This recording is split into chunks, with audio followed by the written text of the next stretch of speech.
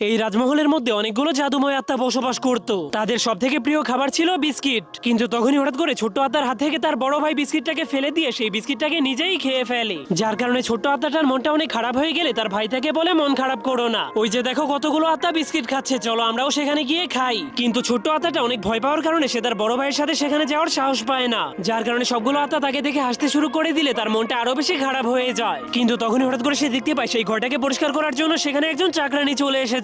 এই জন্য সবগুলো আত্মা তাকে দেখে অনেক ভয় পেয়ে যায়। এরপর চাকরানি ঘর পরিষ্কার করার জন্য ক্লিনার মেশিনটাকে চালু করে দেয়, যার কারণে ছোট আত্মাগুলো প্রচন্ড বাতাসের কারণে তার মেশিনের মধ্যে ঢুকে যেতে শুরু করে। তখন সেই ছোট আত্মাটার বড় ভাইও সেই মেশিনের মধ্যে ঢুকে গিয়েছিল, যা দেখার পর ছোট আত্মাটা অনেক কষ্ট পেয়ে তার ভাইয়ের জন্য চিৎকার করে ওঠে। এরপর সে মনে মনে ভাবতে শুরু করে যেভাবেই হোক না কেন আমি আমার বড় ভাইকে এই বিপদের হাত থেকে বাঁচিয়ে আনবো। এই জন্য সে লুকিয়ে লুকিয়ে তারের প্লাগের কাছে চলে যায়। এরপর সে একটা সিফটি পিনকে স্প্রিং এর মতো ব্যবহার করে উপরে উঠে যায়। তখন সে অনেক টানাটানি করার পর ভ্যাকুয়াম